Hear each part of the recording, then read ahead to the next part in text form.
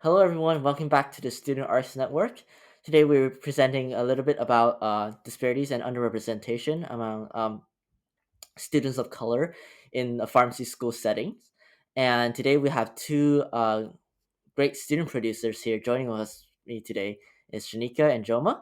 Would you like to first introduce yourselves? Hi, I'm Shanika. I currently attend Roseman University in Las Vegas, Nevada, and I will be a P3 student in August. I guess technically P3 year starts in August. So, yes. Hello, everyone. My name is Ijeoma Agada. I'm also a P3 student at Roseman College of Pharmacy here in Nevada. Pleasure to be with everyone here today, and I'm also a military veteran. So is Shanika, too. Yes, sorry, I left that part out. Yes, military. Yes, salute to y'all. Okay. Okay, so we'll start off our conversation by sharing a little bit about the statistics of students of color getting accepted to pharmacy school each year. Shanika, go ahead. All right, so I pulled these statistics from ScienceDirect.com. It's a highly used site where a lot of us undergraduate and graduate students use to get research articles from. I will be sending the link to Ryan, the so that way everyone could have a look at those. So as of 2018, um, in fall of 2018, the enrollment in pharmacy school consisted of 16.2% of underrepresented students of color. And so that also takes into, the Hispanic, Latino, African American, Indian, Native American, and Native Hawaiian or Pacific Islander students. Um, so out of all of the students of color, African American students are still the least underrepresented. They accounted for over 7.3% of the U.S. pharmacy school population, and 30% of those students are educated in out of the seven HBCUs and PBIs. So those are the stats that we have right there for underrepresentation, and not just students of color, but for African American students. Because even though we are all underrepresented as students of color, African American students we still scratch that surface. Yeah, sounds like you guys have maybe your own personal experience want to share about navigating the application process as well. Maybe we can start with Joma to share about your process in applying to pharmacy school and what challenges do you feel like you have faced during the process. Yes, thank you. So, actually, my process was a little bit unique. I started off pursuing Doctor of Dental Surgery because originally I wanted to be a dentist. And like other medical health professions, it's very rigorous, right? And so for I want to say for about somewhere between 5 to 6 years, I was fighting to get into dental school. And I actually have a friend of mine who's a dentist, and she also works as one of the members of the College of Admissions for one of the dental schools. And she gave me a little bit of insight, and she told me, which I'm learning this to be true of other health professional schools as well, but she told me that at each dental school they only have a allotted number of seats for people for students of color. So, in essence, to make it in plain, simple language, there are only a number of seats for Black students at each dental school. So, I believe that definitely played a factor in my experience trying to get into dental school. So, fortunately, I was presented with the opportunity to come and pivot and get into the field of pharmacy, and so that was how I was able to switch. And so after that whole ordeal, I was able to switch. But after I got accepted into pharmacy school, there were still some challenges that I faced. Of course, I'm grateful for the opportunity that was afforded to me, but still some challenges that I face when I compare myself to other students, being that I'm a black woman of minority in my school. There's about, I think, maybe like 5 to 7 or 8 of us in my class. I mean, we started off like higher than that, but quite a few dropped off. But about maybe like somewhere between 5 to 8 black students in my own class. And it's been challenging in the sense that people have certain biases about you as a black person, or they think they know your background, or they get surprised when you know something, as if like you don't study like they do. That's another conversation, but and then, or being surprised when us as students of color get picked for opportunities that only a selected few get picked for. So in a nutshell, that's been some of the challenges that I faced on my end. And I know I've also heard from other fellow students how they've also been given information that there are only a selected number of seats for student of color coming into health professional schools. Yeah, what are your thoughts on that, Shanika? Or maybe you guys can drive the conversation along. I agree 100% with Joma. As just like her, of course, a military veteran, consider myself a non-traditional student. And to be honest, I felt like I needed to, before I started my health care journey to be in the healthcare field, that I needed to do more, because what my parents always told me is that you have two strikes against you already. Well, one, when you're born, one, you're black, and two, you're a woman. So obstacles will be a little bit more difficult for you. And that's not my parents trying to, provide like a scare tactic. It's just the reality of it all, which I learned as I grown up. I like to tell myself, "Oh, that don't matter. I'm human just like everyone else." We like to think that as kids, but in reality, when we actually go through things, it's actually really true.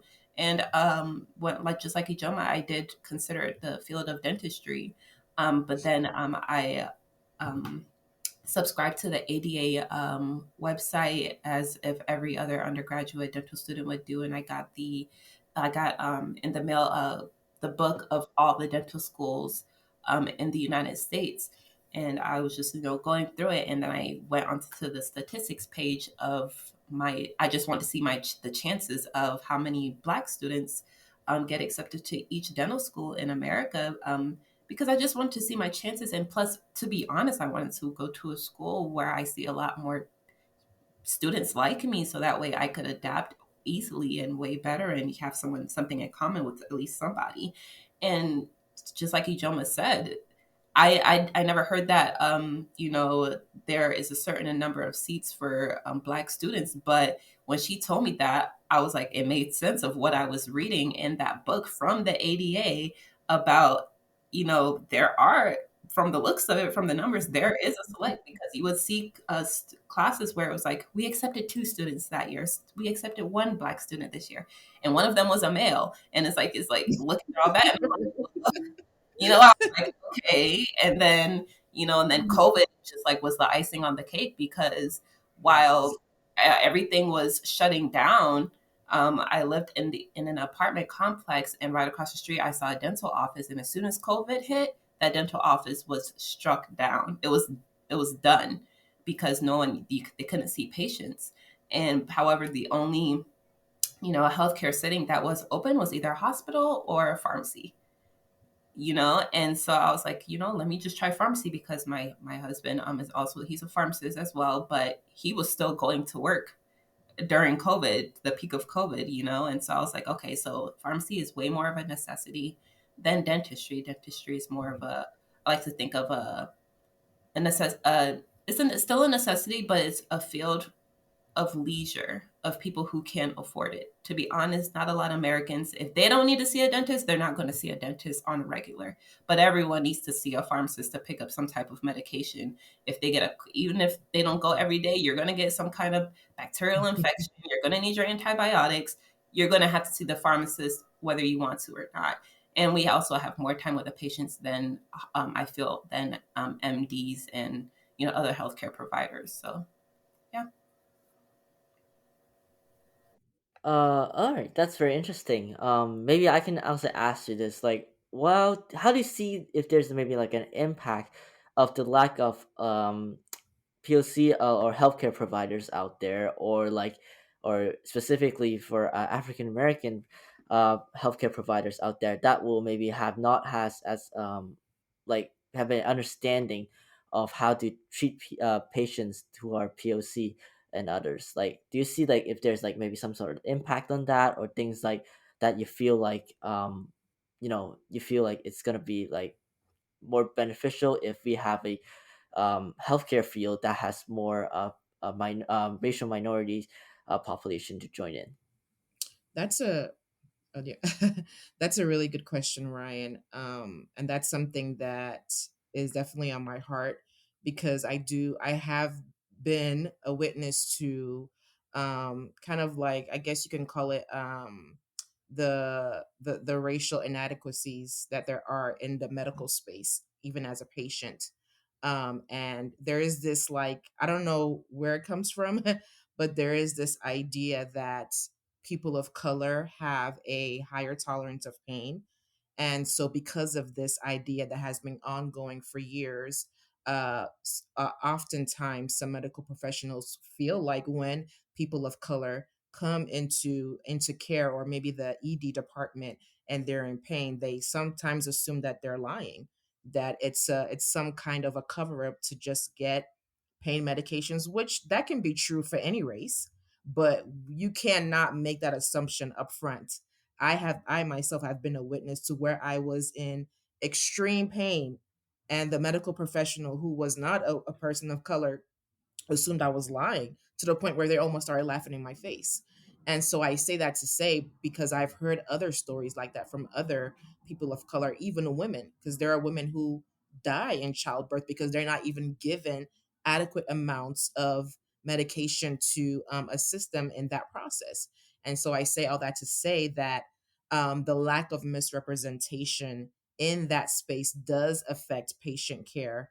And so when we do have more minorities um, growing in the medical space, it helps that, because we are able to educate our fellow medical professionals, like, hey, that's not how things work with with this set of people. This is what works. You need to understand certain things when you're working with different groups. What works for one group may not work for another group, and then there are certain things you need to be aware when working with specific groups of people. I don't know if that answers your question. Yeah, that sounds great. I think that covers like kind of like the importance of being have like the cultural understanding and things like that. Just another like thing point that I want to bring up is that either of you can answer this, is that if there is like a what are some like methods or like things that you think like schools can do to provide more opportunities out there for POC or like people of racial minorities to basically have those opportunities to get into a healthcare profession, and if they're passionate about it or if they really really want to do it, and like remove those existing barriers. Yeah. So I would say, in order to help that is for honestly students of color who are in these healthcare um, graduate schools or already graduated and are these healthcare professionals, to go in the spaces to that has I would say like smaller children, high schools, middle schools, and just show them, that it is possible. Remembering, I never had a black doctor growing up. My first black pediatrician I saw was my child's pediatrician, and I was like, oh my gosh, like, wow. And it just creates that, that really, not relationship. It's not, we're not saying this as like, oh, there's an automatic trust because they're black. We're saying there's an automatic trust because there's someone who understands us, Mhm. and that we're like we're feeling comfortable with who talking to, and who also go through these disparities. And though, it's just building that relationship and that trust. For instance, I was doing my intern at a pharmacy, and this black woman, she came up to me and she was like, "Oh my gosh!" She's like, I've never had a black doctor give me my vaccination before." And I'm like, "I'm not a doctor yet." I was like, "I'm just in school, you know." And I was like, it's like, I'm not a doctor yet. And she was like, "Baby, you got on that white coat. You're a doctor." I just want to say, thank God. And she was like, it's just stuff like that. And I had certain parents who are black, and it was like, it was like my baby was looking over the counter and she saw you, and she's like, "I want her to give me my shot." And my pharmacist would be like, "I could get vaccinations too." And they're like, "Yeah, but my child requested her." So it wouldn't. They're like, "Well, she's not gonna be here um the next 4 weeks to give her the shot." And she was like, "Well, can you make sure that she's here? Because I want her to give her second dose," stuff like that. So, because, it's like, it makes you feel good, you just forming that relationship and having, because people have to understand that this all comes from a historical stance on why people of color, African Americans, have trouble with trusting the system, the healthcare system, the Tuskegee experiment, so many other things. And then not only that, is that when you look at studies and research studies on these medications, on any medications, you'll see that the main population that were volunteering to get into these studies were white males. And so, a lot of these medications, we don't technically know how they work on people of color or how it would affect them, because we all have different, genes and physiological standpoints where, yeah, this medication worked for 60% of the white males that were in this study, but how did it work for people of color? And, stuff like that really, really matters. Yeah. Yeah, so I guess just to conclude, like, is there anything else you would like to speak to the audience, both of you, or like, yeah, is there anything else you would like to conclude? I mean, I would say, as Black students, of course, Joma is the president of BSU, the Black Student Unit at our school, and I'm the vice president. But I would like to say, like, as a Black student in a graduate program, clearly, as this statistic says that I read earlier on, even in a school of minorities, Roseman University is a school of minorities, we are still a minority, Yes, very cool. it's it's insane, it's like a school. And for some reason, even though we're in a school of minorities, and we're all minorities, for some reason we're still, Black students are still separated, to the fact where you would think that, we're still the least appreciated person in that room.